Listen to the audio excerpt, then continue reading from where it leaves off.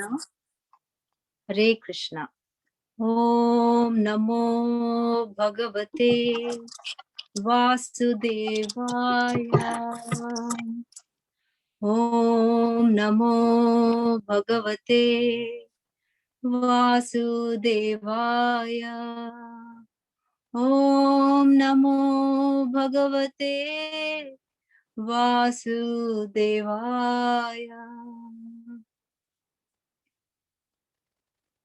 Srimad-Bhagavatam, Chapter 1, Canto 1.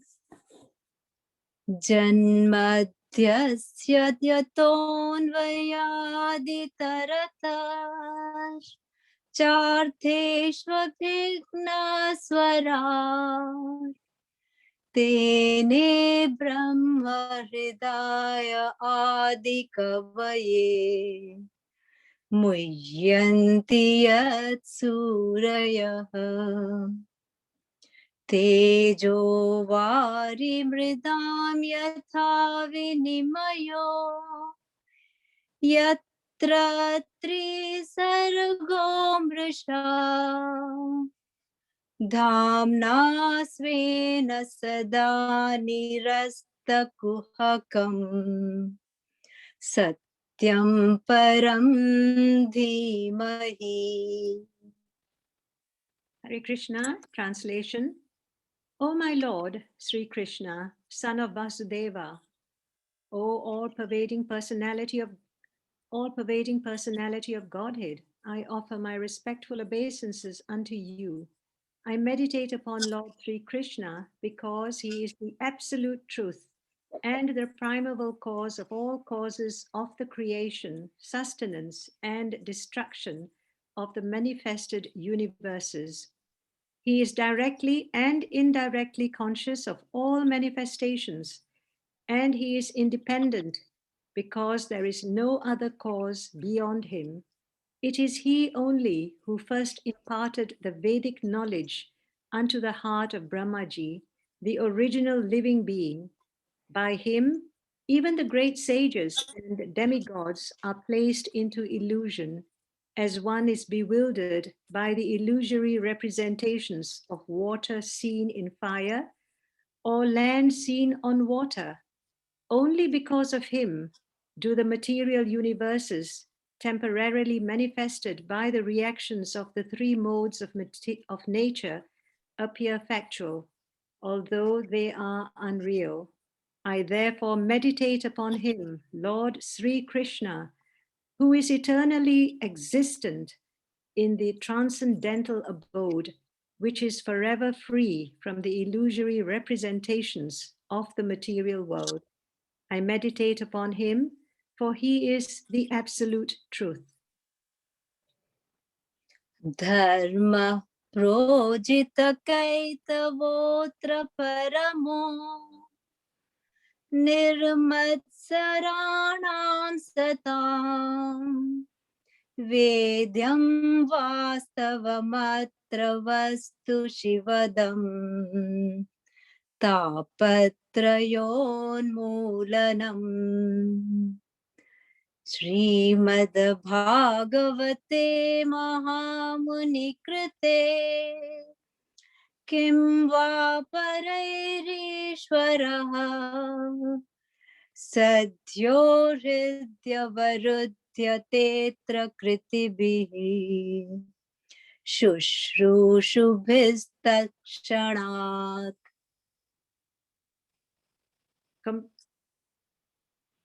Completely rejecting all religious activities which are materially motivated, this Bhagavata Purana propounds the highest truth, which is understandable by those devotees who are fully pure in heart.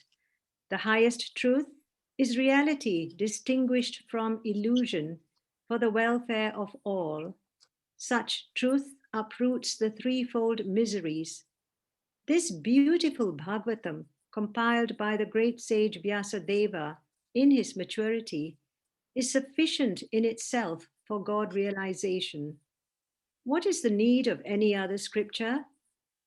As soon as one attentively and submissively hears the message of Bhagavatam by this culture of knowledge, The Supreme Lord is established within his heart. Nigama kalpa tarorgalitam phalam shuka mukhadmrita drava samyutam pibata bhagavatam rasamalayam मुहुरहो रसिका भुवि भावुकाः. O expert and thoughtful men, relish Srimad-Bhagavatam, the mature fruit of the desire tree of Vedic literatures. It emanated from the lips of Sri Sukadeva Goswami. Therefore, this fruit has become even more tasteful, although its nectarian juice was already relishable for all, including liberated souls. नैमिषे निमिष क्षेत्रे ऋषयः शौनकादयः सत्रं स्वर्गाय लोकाय सहस्रसममासत. Once, in a holy place in the forest of Naimisaranya, great sages headed by the sage Shaunaka assembled to perform a great 1,000-year sacrifice for the satisfaction of the Lord and his devotees. त एकदा तु मुनयः प्रातर्हुत हुताग्नयः सत्कृतं सूतमासीनं पप्रच्छुरिदमादरात्. One day, after finishing their morning duties, by burning a sacrificial fire and offering a seat of esteem to Srila Sutta Goswami, the great sages made inquiries with great respect about the following matters. ऋषय उचुः त्वया खलु पुराणानि सेतिहासानि चानघ आख्यातान्यप्यधीतानि धर्मशास्त्राणि यान्युत. The sages said, Respected Sutta Goswami, you are completely free from all vice. You are well versed in all the scriptures famous for religious life and in the Puranas and the histories as well, for you have gone through them under proper guidance and have also explained them. यानि वेद विदां श्रेष्ठो भगवान् बादरायणः अन्ये च मुन्यः सूत पारवरविदो विदुः. Being the eldest learned Vedantist, O Sutta Goswami, you are acquainted with the knowledge of Vyasadeva, who is the incarnation of Godhead, and you also know other sages who are fully versed in all kinds of physical and metaphysical knowledge. वेत्थत्वं सौम्य तत्सर्वं तत्त्वतस्दनुग्रहात् ब्रूयुः सन्निग्धस्य शिष्यस्य गुरवो गुह्यमप्युत. And because you are submissive, your spiritual masters have endowed you with all the favors bestowed upon a gentle disciple. Therefore, you can tell us all that you have scientifically learned from them. तत्र तत्राञ्जसायुष्मन् भवता यद्विनिश्चितम् पुंसामेकान्ततः श्रेयस्तनशंसितुमर्हसि. Please, therefore, being blessed with many years, explain to us in an easily understandable way what you have ascertained to be the absolute and ultimate good for the people in general. प्रायेणाल्पयुषसभ्य कलावस्मिन् युगे जनाः मन्दाः सुमन्दमतयो मन्दभाग्या ह्युपद्रुताः. O learned one, in this iron age of Kali, men almost always have but short lives. They are quarrelsome, lazy, misguided, unlucky, and above all, always disturbed. Hare Krishna, Hare Krishna, Hare Krishna, Krishna, Krishna, Krishna Hare Krishna, Hare Hare, Hare Hare Rama, Hare Rama, Rama Rama, Hare Hare. Jai Shri Krishna. Srila Prabhupada ki jai. Right. Thank you so much, Mataji. Very melodiously sang verses. And thank you for the wonderful recitation, Santosh Mataji. So we are still discussing the text 1 from Srimad-Bhagavatam, Canto 1. And today we'll be covering the paragraph 6, 7, and 8 because the previous paragraphs have been covered in the last two presentations. And the introduction was covered by Mukunda Hari Prabhu. Om Namo Bhagavate Vasudevaya Janmadiyasya yataha anvayaditaratascharte shava swarat Tene Brahma Hridaye Adhikavye Muhyanti Yatsuraya Tejo Varimridam Yatha Vinimayo Yatra Tisargo Mrishaha Dhamna Svena Sada Nirasata Kuhukam Satyam Param Dhimahi. Translation and purport by His Divine Grace A.C. Bhaktivedanta Swami Srila Prabhupada. Srila Prabhupada ki jai. O my Lord, Shri Krishna, son of Vasudev, O all-pervading personality of Godhead, I offer my respectful obeisances unto you. I meditate upon Lord Shri Krishna because he is the absolute truth and the primable cause of all causes of creation, sustenance and destruction of the manifested universes. He is directly and indirectly conscious of all manifestations, and he is independent because there is no other cause beyond him. It is he only who first imparted the Vedic knowledge onto the heart of Brahmaji, the original living being. By him, even the great sages and demigods are placed into illusion, as one is bewildered by the illusory representations of water seen in fire or land seen on water. Only because of him do the material universes temporarily manifested by the reactions of the three modes of nature appear factual, although they are unreal. I therefore meditate upon him, Lord Shri Krishna, who is eternally existent in the transcendental abode, which is forever free from the illusory representations of the material world. I meditate upon him, for he is the absolute truth. We'll go straight to the paragraph 6, and then we'll do 6, 7, and 8.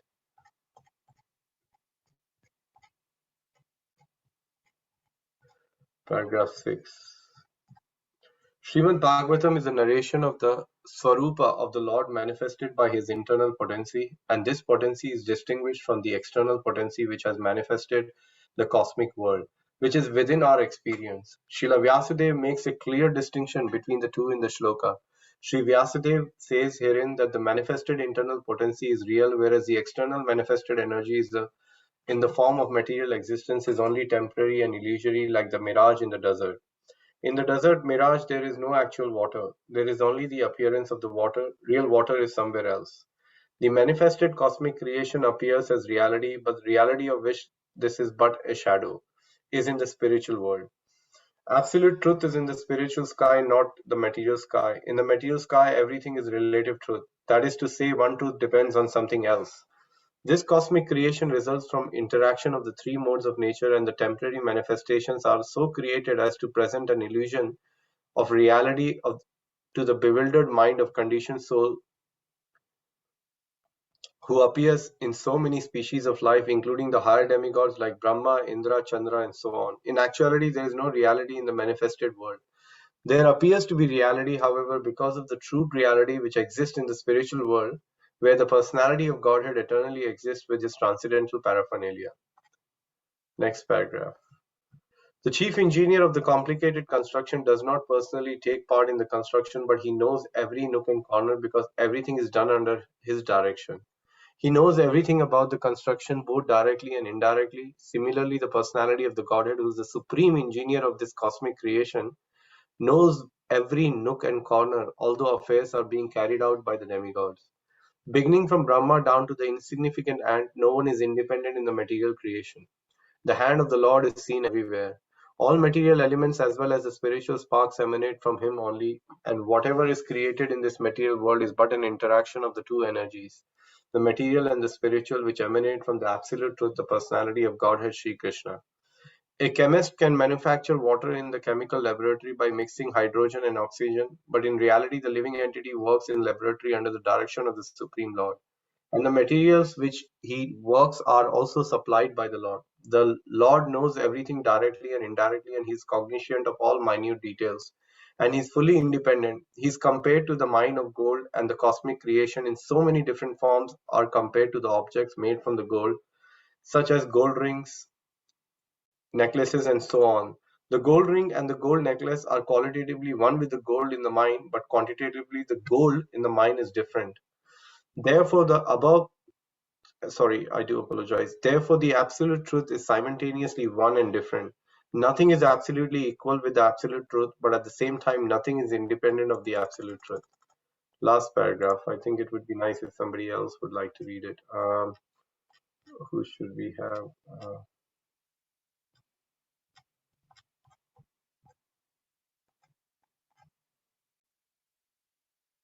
Anybody like to read this paragraph? Yes, Hare Krishna, may I read? Yeah, go ahead, Mataji. Sure, thank you. Conditioned souls, beginning from Brahma, who engineers the entire universe, down to the insignificant ant, are all creating, but none of them is independent of the Supreme Lord. The materialist wrongly thinks that there is no creator other than his own self. This is called Maya or illusion.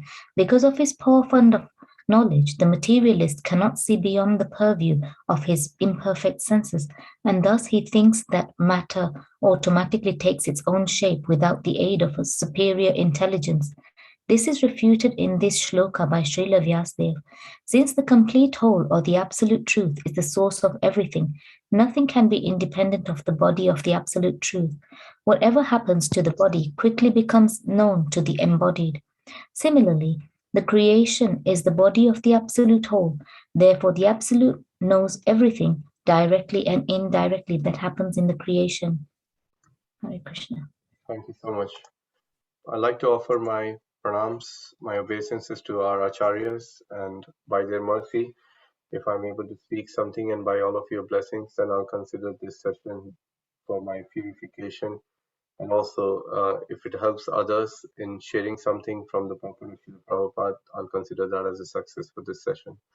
Om Jnanatimirandasya Jnananjana Shalakaya Chakshurunmilitam Yena Tasmai Shri Guruve Namaha Shri Chaitanya Manobhishtam Stapitam Yena Bhutale Swayam Rupa Kadamayam Tadati Swapadantikam Vandeham Shri Guru Shri Yutapadakamalam Shri Gurum Vaishnavam Shri Rupam Sagrajatam Sahagana Raghunathan Tam Sajivam Sadvaitam Savadhutam Parijana Sahitam Shri Krishna Chaitanya Devam Shri Radha Krishna Padan Sahagana Lalita Shri Vishakhanvitam Namo Vishnupadaya Krishna Prashtaya Bhutale Srimate Bhaktivedanta Swamiti Namine Namaste Saraswati Deve Gauravani Pracharine Nirvishesha Shunyavadi Pashat Deshatarine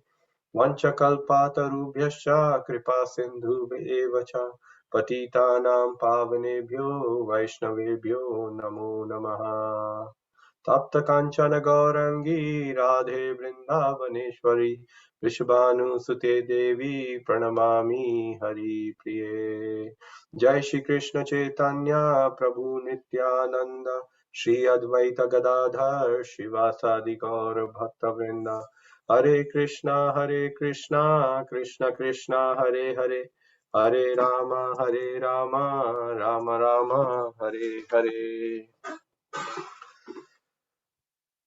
Grantaraj Srimad-Bhagavatam ki jai. So just before we begin the discussion on our today's three purports of this beautiful verse from Srimad-Bhagavatam, I thought let's just have a quick recap. His Grace Mukunda Hari Prabhu very beautifully took us through the introduction. So I just wanted to also remind myself of some important elements of that introduction. So there are 18 Puranas which are mentioned in our scriptures, and there are 18 major Puranas. Does anybody know the names of any of those Puranas? Bhagavata Purana, Vishnu Purana, Okay, very good. Narada Purana, Padma Purana, Very good. Garuda Purana, Garuda Purana, Very good. then All right, let's have a look. Shiva These, Purana we have, then Lakshmi, we have Shiva so these Purana. are the 18 Puranas we have in the scriptures. Bhagavad Puran, Vishnu Puran, Padma Puran, Narada Puran, Garuda Puran, Varaha Puran, Vamana Puran, Markandeya Puran, Brahma Puran, Bhavishya Puran, Brahma Vaivarta Puran, Brahmanda Puran, Matsya Puran, Kurma Puran, Linga Puran, Skanda Puran, and Agni and Shiva Puran. So also these Purans are based on, divided on the category of the three modes of the material nature. So the first six Puranas to your left are actually of sattvic nature. Now, they may be so-called called divided, but really all these six Puranas are transcendental. So, but in order to categorize them, they have been divided into all these three different stages of the three modes of material nature. The Vamana Puran to the Brahmanda Puran is more of a rajasic nature, and Matsya to Shiva is on tamasic grounds actually. So these are the 18 major Puranas. And then Srimad-Bhagavatam, which is considered the essence of all these Puranas, has 12 different khandas or the 12 different cantos. Mukunda Hari Prabhu showed us the different beautiful pictures and how each of those limbs of the body are connected to a certain part of the limb of the body of Krishna, which is explained here. So the canto 1 and 2, which represents the lotus feet of the Lord, is an introduction, or at least in the beginning, it talks initially a little bit about Sarga, Visarga, and Poshana. Who will tell me what is Sarga and Visarga and Poshana? Primary creation. What is secondary what? What is what? Sarga is a primary creation, Prabhuji. Yes. Visarga is a secondary creation. I think Poshana is a maintenance. That's right. Well done, Venkat Prabhu. Thank you, So Prabhuji. that is the first canto, gives us a brief. Then in the third and the fourth canto, we go into the detail of Sarga and Visarga, where creation by the Lord, and then the subsequent creation, further creation by Brahma, the Manus, the pastimes of the Lord Varaha takes place. Then in the fifth canto, the Sthana, the geography of the universe, description of the Bhumandala and the structure of the universe, the creation. This is the this is the canto which has been taken in consideration while the temple of Vedic planetarium is being constructed in Mayapur. Then in the sixth canto, which is considered the chest of the Lord, is all about the maintenance, where the topics of Lord's protection to the people who transgress the law of dharma and devotees. That's why we have things like Ajamil, great lessons, Indra and Chitraketu story. They're all sitting there in the sixth canto. The seventh canto represents the arms of the Lord, and which is mentioned as Uti. Uti means describing the inauspicious inclination and an auspicious inclination. You see the word Uti with the thing, and the pure and the mixed bhakti are explained in the seventh canto. Then the eighth canto talks about, again, which is the arms Manavantara, the dynasties of Manus and the activities of the Lord during the various Manavantaras. Then in the ninth canto, which is represented by the Lord's throat, is Ishanukatha, which means topics related to the Lord's devotees are described. Description of the sun and the moon dynasties is given. And within that dynasty comes Lord Ramachandra, as we hear in that canto. Then the 10th canto, which is considered the lotus face of the Lord, or the most beautiful thing of the Lord's body. Every part of the body is beautiful, but the lotus face is certainly more captivating. And that's the place of the shelter for devotees, and it is considered as Ashraya.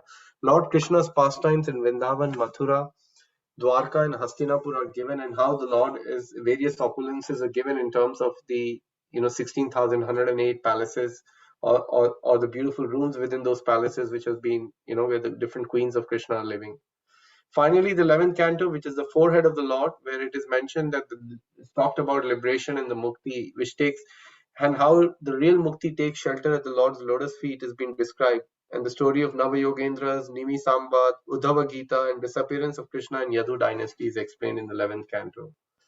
Finally, reaching to the head, which is the 12th canto, 4 kinds of universal annihilation and the liberation of Parikshit Maharaj and activities of Markandeya are explained in the 12th canto.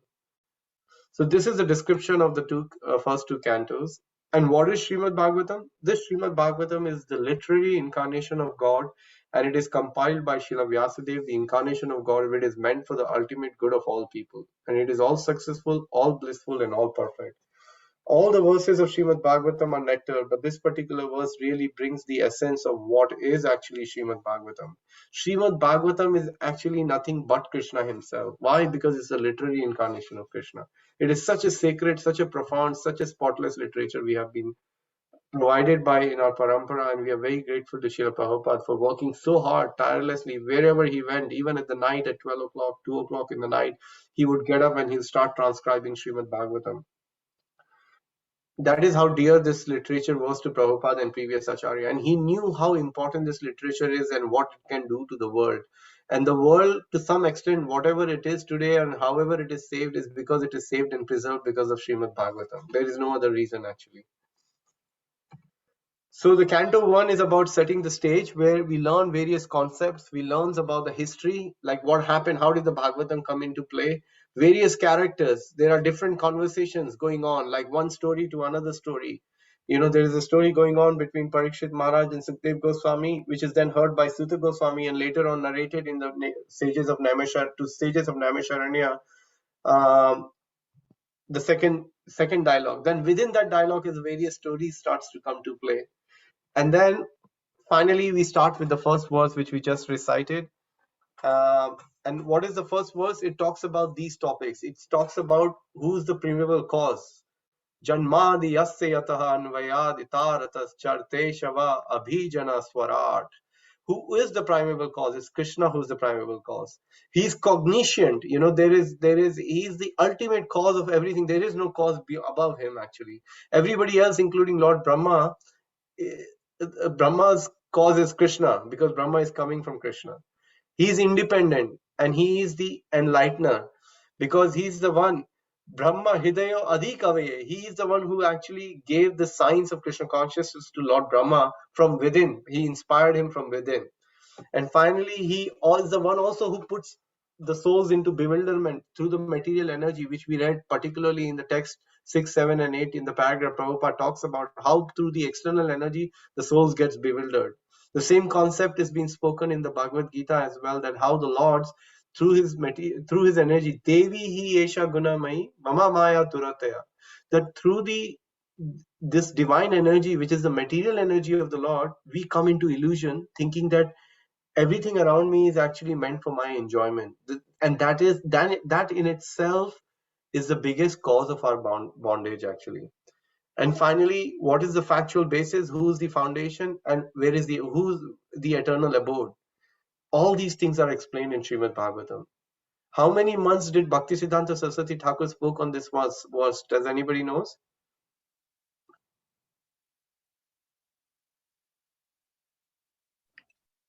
Just some 3 years. months.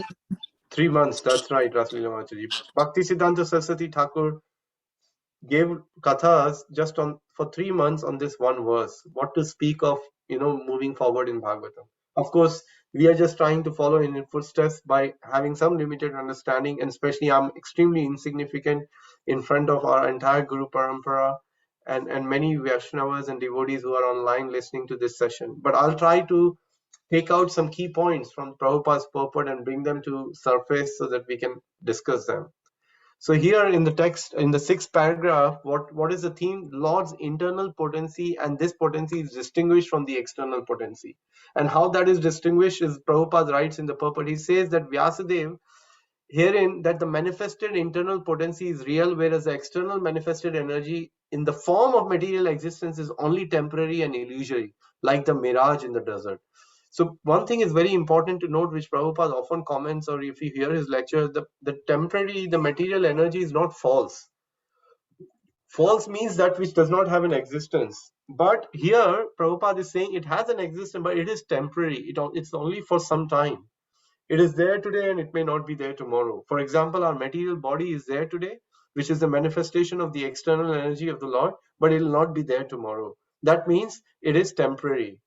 And it is illusory in what sense? Like there is a mirage in the desert, right? What is that analogy? Let's see who can share that analogy Prabhupada gives when he talks about, okay, you're approaching the desert and you can see that you feel that there is some water. Who will elaborate on that?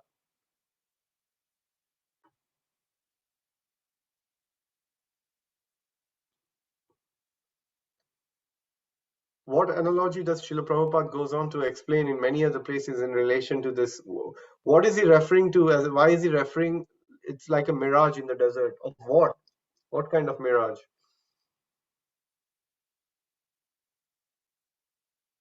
If you're trying to speak, you have to unmute yourself. Can I try, Prabhuji? Yes, go ahead, Venkat Prabhu. Sorry if I'm go wrong, but I'll try. I think I understood that. So Prabhupada is saying that mirage is like we see water from the far in the desert. So he says water in desert may be not there, but the real water is somewhere there. So the same way this material world is a kind of copy of spiritual world. The absolute truth is there in the spiritual world. Correct. Very true. So just as we see the desert and we think, oh, this is the water, and as we get closer, we realize actually this is not the water. But there is a source of water and there is water which exists in another place. It's not that the water doesn't exist. It does exist. But the point is being made here, we take that mirage in the desert to be real, but it's not real. It's temporary because and it is illusory. Why is it illusory? Because our eyes, we have a tendency, our senses are imperfect. That's why we get into illusion. If our senses were perfect, then there will not be any cause of illusion. You see, it'll be, instead of illusion, it'll be illumination. If we have senses which are transcendental, they'll all be illuminating, they'll be all enlightening. Everything will be very, very clear. But right now, because of the conditioned nature we have, we are seeing something we are accepting something to be real which is not real, but that is temporary. So similarly, Prabhupada says that in the same paragraph, that the absolute truth in the spiritual sky is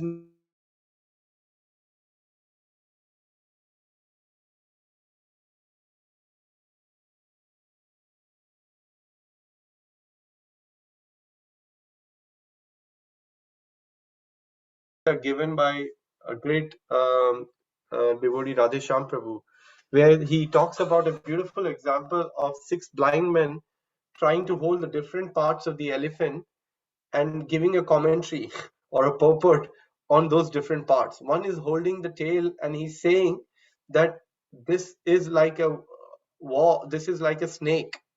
The other one is holding the trunk and he's similarly giving his commentary on it. The other one is holding the side of the elephant, he's saying it's like a wall. So because our senses are imperfect, we make out of what we want to make out. So a lot of times it is said that we see the world in the way as we are, but we don't see the world as the world is.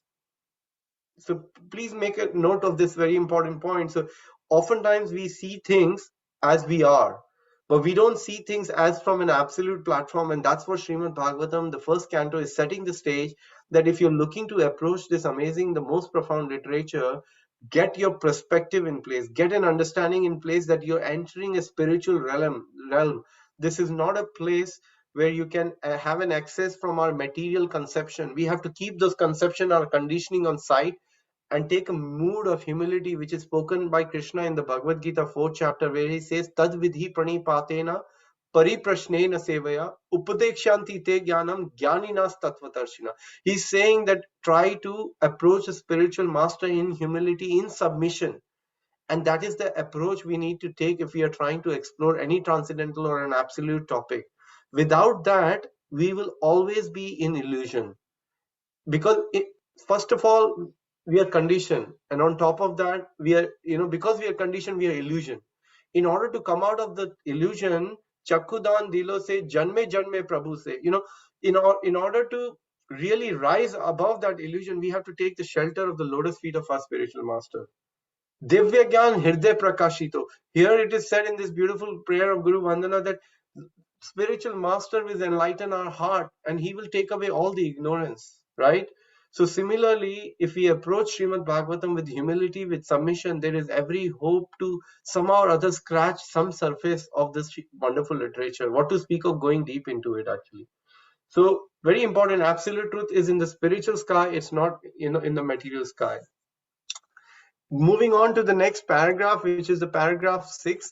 Here we see that Prabhupada comments, bringing the point of the creation. The chief engineer of the complicated construction does not personally take part in the construction.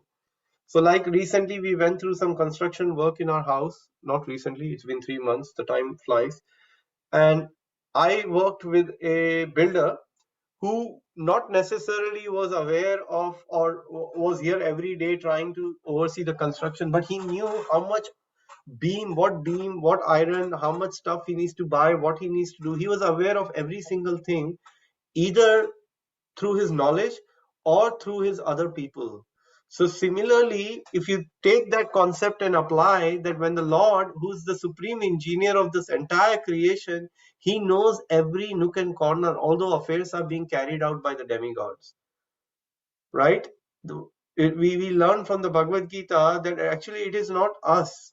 It is the modes of material nature which are acting through us, but because we are illusion, we think, it's me when I do some good things. And when the mistake happens, it's actually Prabhuji, my wife, Prabhuji, or my friend. It wasn't me, Prabhu. Trust me, it wasn't me. That's where we start to find and look at reasons and complain, get into the whole critical mood actually. But the problem is with us. Why? Because Gita is telling us, Krishna is telling to Arjuna, what is the verse? Yeah, I think Prakriti Kriya Manani Gunha Karmani Sarvasha Ahankara Vimudhatma Kartaham iti Manyate. That such a Vimudhatma, that we are such dumb person that we think we are the doer, but actually it's the modes of material nature which are acting through us. We are nobody. But ultimately, who's controlling those modes of material nature, right? There is that famous picture in the Bhagavad Gita where with what are with the three ropes, Krishna is trying to control the modes of material nature, goodness, passion, and ignorance. So we are like little bit like that. What is the word? Forgetting the Puppeteer. Yes, puppeteer. Thank you so much, Mataji.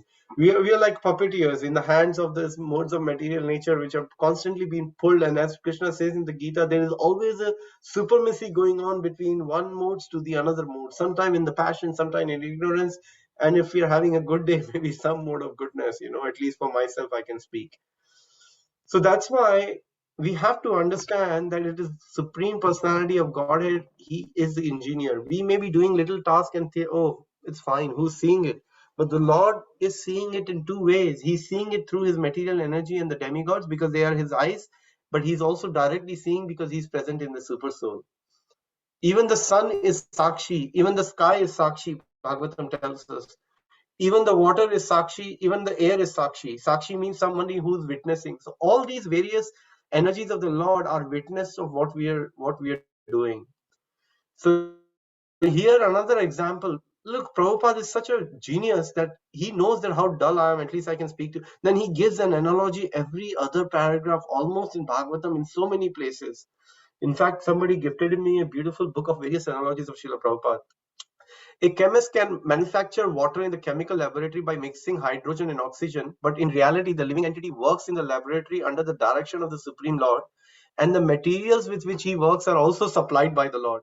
The Lord knows everything directly and indirectly, and he's cognizant of all minute details, and he's fully independent. Look at who else could pull off such a extraordinarily beautiful and yet simple analogy to make us understand.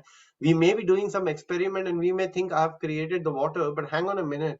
Why are you proclaiming to be creator when the ingredients does not belong to you? The intelligence which you are using does not belong to you. It's empowered by the Lord. Krishna says in the Bhagavad Gita, from me comes intelligence, forgetfulness, and remembrance. So what are we claiming for? This is called the doer mentality. The moment we start to give credit for whatever little success we have in our daily pursuits, unfortunately, that is nothing but our false ego thinking that I'm the doer. So look at this, Krishna Prabhupada is giving this example that actually all the ingredients and everything is being supplied by the Lord. And we see here another example that the gold ring and the gold necklace are qualitatively one. Now Prabhupada is saying, with the gold in the mind, but quantitatively the gold in the mind is different. Therefore, the absolute truth is simultaneously one and different. So now we come on to the second part of this sixth paragraph, 7th, where Prabhupada is explaining that how the absolute truth is one and different. How? Like he's giving an example that the quality of the gold is same, but the quantity is very different. So the absolute truth is simultaneously one and different because nothing is absolutely equal with the absolute truth, but at the same time, nothing is independent of the absolute truth. What a beautiful point Prabhupada is making. Let's read this again. Nothing is absolutely equal with the absolute truth. Just understand that. No one can compare or say that I'm equal to the Lord because Krishna is Bhagavan. He's has these 7 opulences in complete entirety, like in complete way.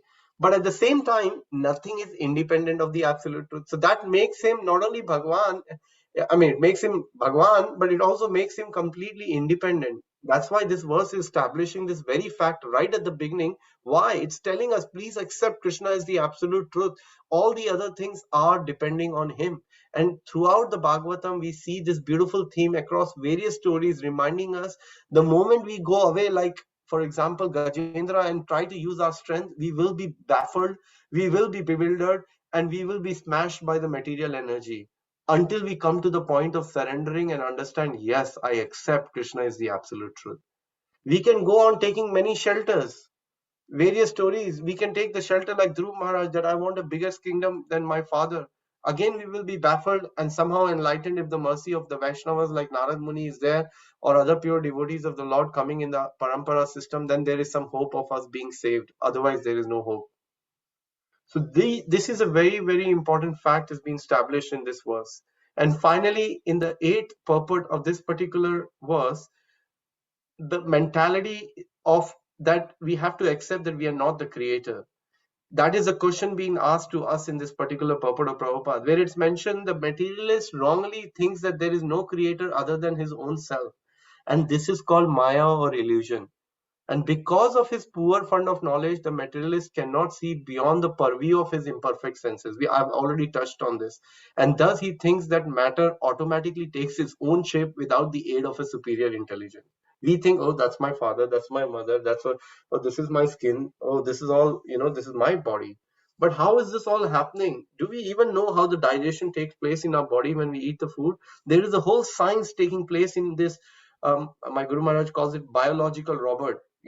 It's all happening. We are not cognizant of what's happening internally. Externally, we may be aware of my hairs may be standing on end, I'm feeling the pain, but internally, so much is going on. Just think for a moment, just pause and just sit down for a second and think, wow, and put your hand on the heart. Let's do this little exercise. So take your hand, the right hand, and put your hand on the heart. And you can see, right? You can feel the heartbeat, correct? Only when you touch either your hand to the heart or put your ears to another's heart, you will notice that the heart is pumping. You may be aware it's happening, but only when you start to perceive it a little bit more closely, you become conscious. So just imagine if the heart is pumping like that, so many other things are automatically happening and we think I'm the doer. Look at our ignorance. I mean, it's just so difficult. Is it that difficult to understand? No. So if the body in this body is happening, imagine so many other bodies are being created by the Lord, and then after the material nature, after the body dwindles and one takes on another body. Such a science. So that's why whatever happens to the body quickly becomes known to the embodied, to the super soul. Similarly, or to the soul. Similarly, the creation is the body of the absolute whole. This creation is the body of the absolute whole. That's why we call the Virat Rupa, right? When Krishna showed the Virat Rupa to Arjuna, he saw the mountains, he saw the rivers, he saw all these things. Then he saw various other demigods. They're all part of the body of the Lord. And that is why the Absolute knows everything directly and indirectly that happens in the creation. And that Virat Rupa is a classic example of that. So on that note, we are on doing well on the time. So it's 8:32. We should stop here. and see if anybody has any questions, comments, or a reflection. A reflection is not necessarily a question. Reflection is something which you felt, which you found very helpful in this conversation monologue or from the purport of Srila Prabhupada, and you felt that that's something you can take it back and try to contemplate and try to gradually apply that in your life. That's called reflection.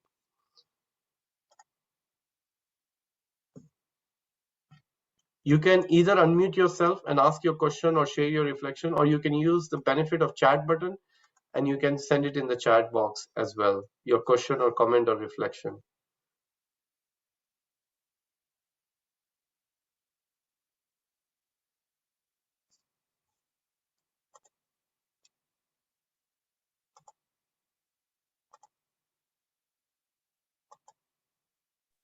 Hare Krishna, Prabhu. Hi, Krishna Prabhu. Can you just expand on that Virat Roop example? Because that was very good. Could you Sure. just kind of expand on it? Yeah, so Prabhu, like how it is explained in the Bhagavad Gita, when Krishna wanted to know the supremacy of the Lord, Arjuna. Arjuna had theoretically accepted, okay, Krishna, you've told me all this, that I'm not the body, I'm the soul, I should be tolerant, matra sparshas to Kanteya, then I should surrender to the spiritual master. Then he comes to the sixth chapter, then he says to Arjuna that, okay, how am I supposed to understand that you actually spoke this knowledge to Vivashwan, who's actually much older to you in the age? And then Krishna goes on to explain to Arjuna that, Arjuna, please try to understand that, first of all, he tells him that, Vivashwan, I'm not old. Then he goes on to explain that I've been explaining this throughout many previous places and times. I remember, and then he tells Arjuna, I remember all the conversation, but you don't. Then he carries on and comes, finally he tells to Arjuna that, okay, if you want to really see my Virat form, I can show it to you, but I'm not sure if you can see it. But let me give you the divine vision through which you will be able to see it. And through that divine vision which comes, and that vision by our acharyas is explained as an empowerment by which we can have access to the spiritual life or bhakti. So because Arjuna was given the divine vision, he was then able to see the Virat form of the Lord, which, like, for example, he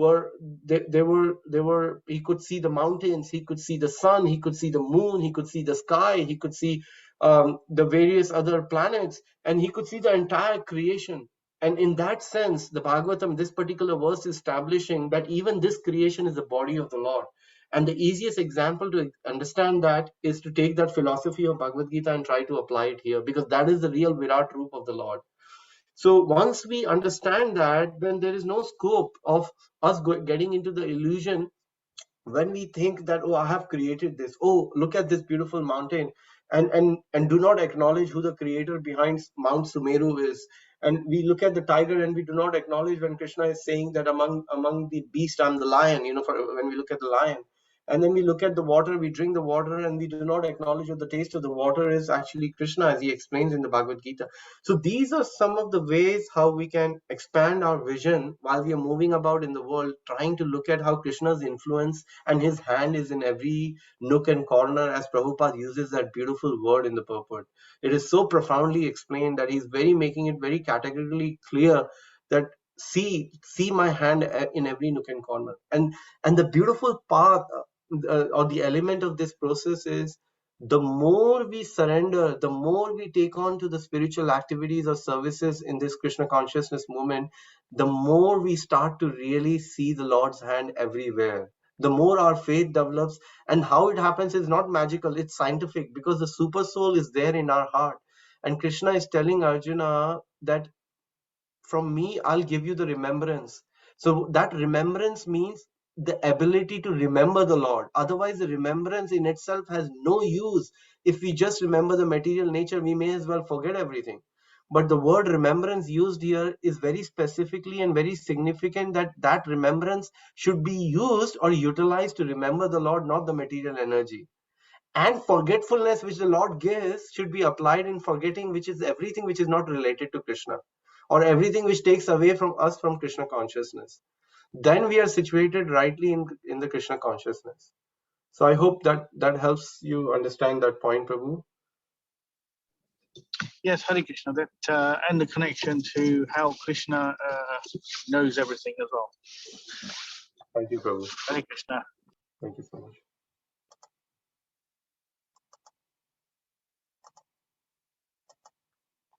Any other comments or questions, anybody? Thank you, Yashwini Mataji. Thanks for the encouragement. Whatever is coming actually is coming due to the mercy of our previous acharyas, and especially Srila Prabhupada. Because what he took, he took the nectar from all the previous acharyas. As you know, when he was transcribing Srimad-Bhagavatam, he had 12 commentaries open in front of him, or at least he was referring to either at this time or that time. He was simultaneously going to Srila Vishwanath Chakravarti Thakur, Sridhar Swami, Sanatan Goswami, and various other acharyas. And what he gave in Hindi, the word is called nichod. I don't know what is it can be called in English. Nichod means to take everything to, sorry?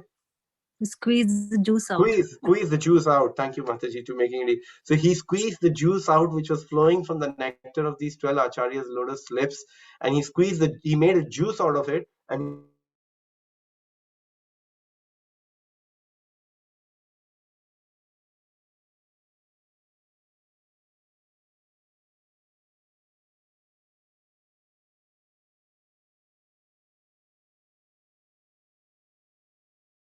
starts to manifest actually.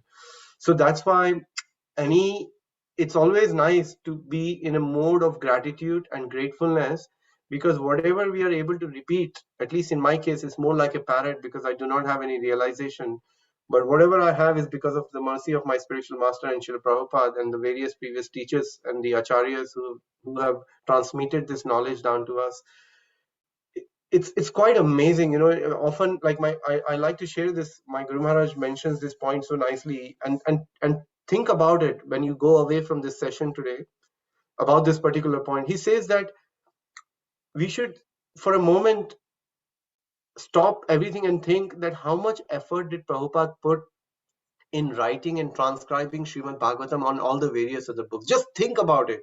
What difficulties did he go through in order to give Srimad-Bhagavatam? Starting with from his home, when he was doing the Bhagavad Gita, the transcripts which was sold for the chai patti or for the tea, then having to write it again, and then going to Radha Damodar temple with bare facilities to sit down and then give us 3 volumes of Bhagavatam, then take a tanga to Vrindavan, and then in those roads which are so beautiful, if you go now and so straight, you run on a 80 or not 80 miles but at least 50 miles an hour from the Chatikara all the way to the Krishna Balram temple. You just swim, we almost swim thinking, wow, this is beautiful.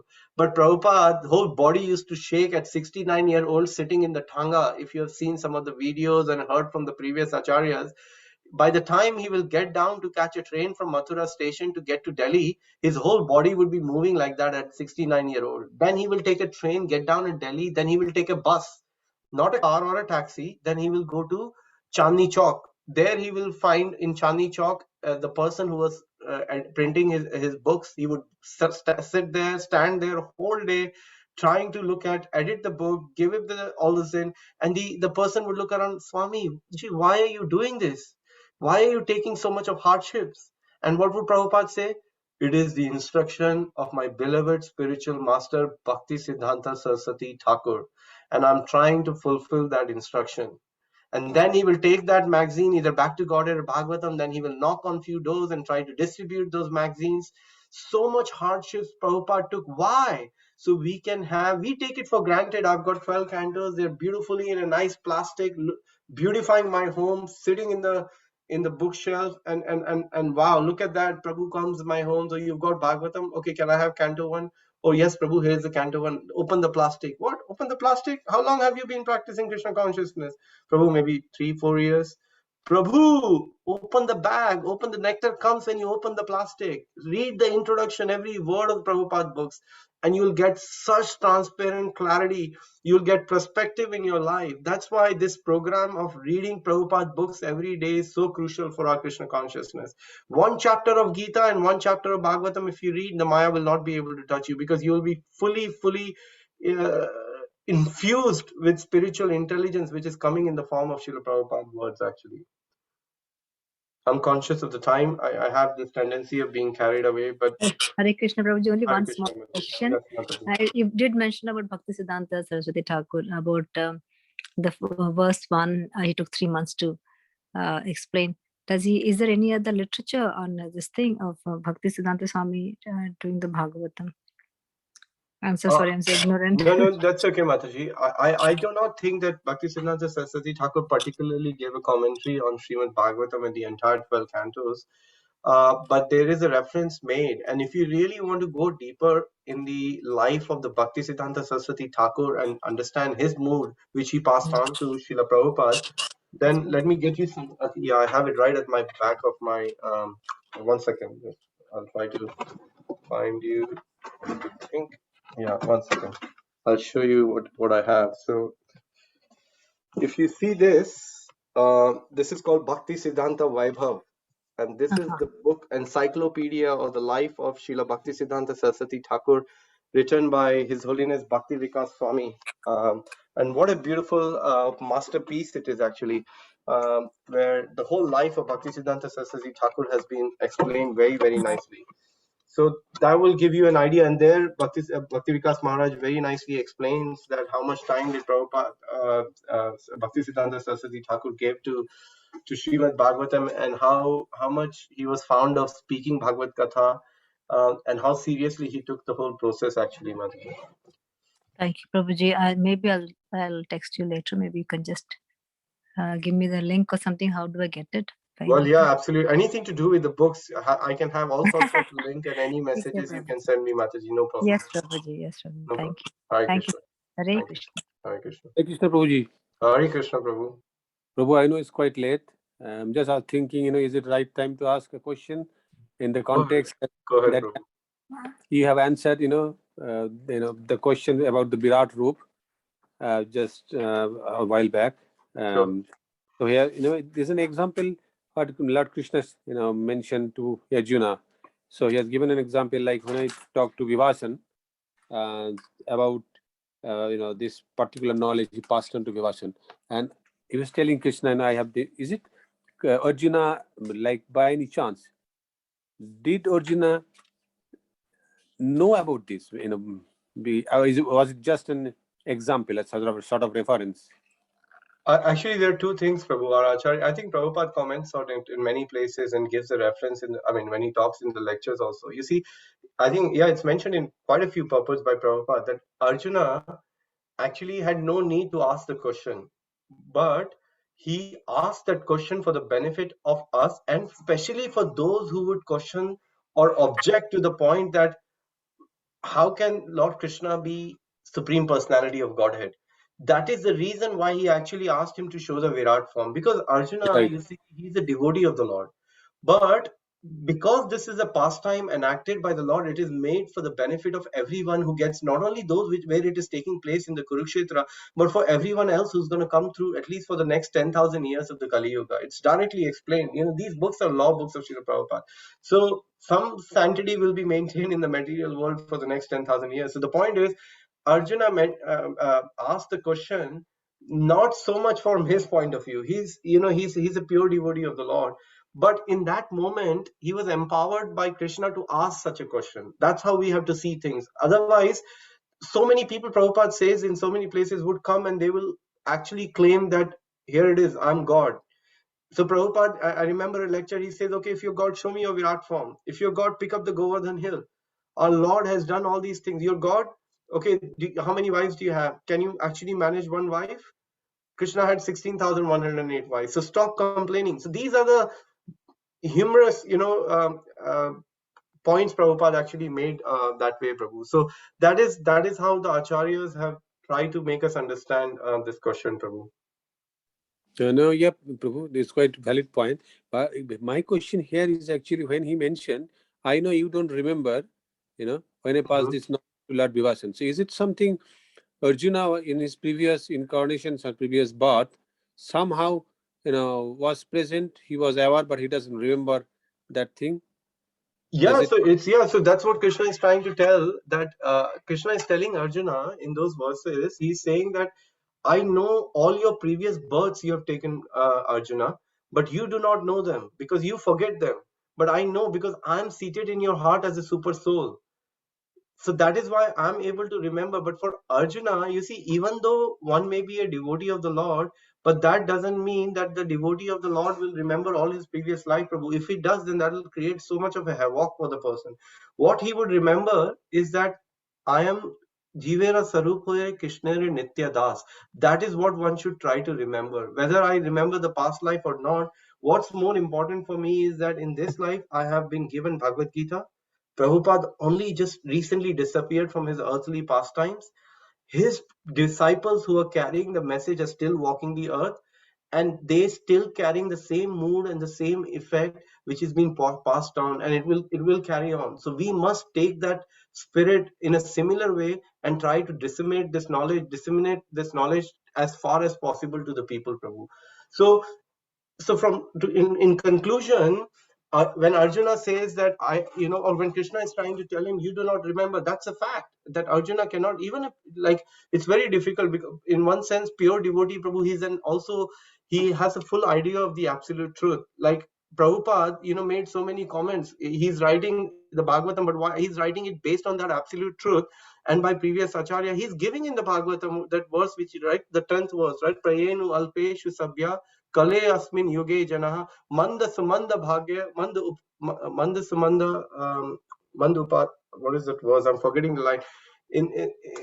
That in this age of Kali Yuga, people are dull-minded.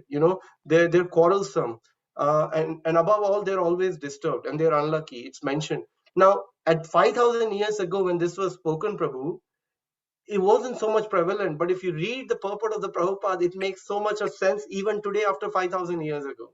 So Yes. that is the beauty of reading something which is coming in the disciplic succession, because it makes so much of sense and it is based on complete authority, complete realization, which is absolute truth.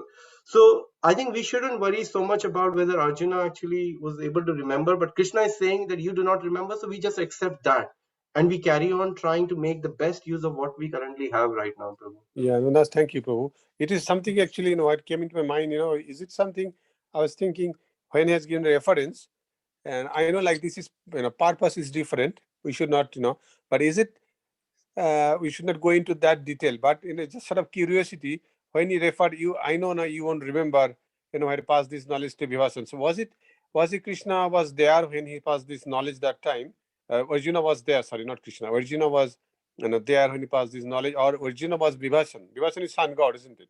Correct. So no, Arjuna wasn't Vivashwan, but the point is, Arjuna, because he's a pure devotee of the Lord, that he must have spoken to him. It's quite possible, because in many other places you'll hear from our acharyas that Arjuna is playing a role there of the Pandavas, but their Pandavas are eternal. They're already there in the spiritual world. So he knew everything in that sense. But for time being, the pastime is as such that Arjuna has been put into the bewilderment, which through the spiritual energy of the Lord, Yogamaya. And he's asking these questions, Prabhu. Okay, Prabhu. Yeah. Yeah. Thank you. Just one thing I forgot. This is my concluding point. I'm conscious we've gone over. I did not complete my sentence where my Guru Maharaj said that if you for a moment think how much effort did Prabhupada put in writing these books, if we can even 1% of that effort put in reading that books, then our life will be successful. You see, that's a very nice way to approach Srila Prabhupada books. Every day when we get up and we pick up one book of Prabhupada, and certain pages we read every day, like I have a quota, you should set a quota for yourself. If you don't have that, download an app called Be a Sage Page by Page and set a reminder for yourself to read certain pages of Bhagavatam, certain pages of the Gita, at least every day. And you will notice, and go with the mood that Prabhupada, you work so hard. Sorry? What is that app you mentioned? It's called Be a Sage Page by Page. It's a free app, Prabhu, on Android and iPhone or iOS, as you call it. And it can take you, if you're traveling, it can directly take you to that particular book. It has a nice wheel. You can set an alarm to remind you at what time you want to read Bhagavatam and Bhagavad Gita. Beautiful app, actually. If you can later, if you can. Here, Mataji is just put, you can just copy Mataji this, Prabhu. Be a Sage Page by Page. If you type it in Google and put app next to it, it'll come up, Prabhu. Yes, oh, thank you, Prabhu. So that's how we should approach that. Oh Krishna, like oh Srila Prabhupada, you've very kindly given us this book. Please give me some amount of sincerity so that I some part of my hours, some part of my daily life to reading of your books, and then amazing things will start to happen in our life. On that note, I'm really sorry we've gone over by 7 minutes. I do like to finish these sessions on time. So thank you everybody for your participation. Thank you for dedicating your life to Srila Prabhupada. There is no better way than to dedicate our life to the holy name and reading of Prabhupada books in the way you all are doing. So you all are a great example for me and for many, for our entire community. So please keep this transcendental vibration going, and I'll hopefully see you all soon. Vancha kalpatarubhyascha kripa sindhubhyo patitanam pavnebhyo vaishnavebhyo namo namaha. Grantaraj Srimad-Bhagavatam ki jai, Srila Prabhupada ki jai. Thank you, Prabhuji. Thank you, Prabhuji, for the Krishna. wonderful. Thank you, Prabhuji. Krishna Thank you, Prabhuji. Krishna Thank you.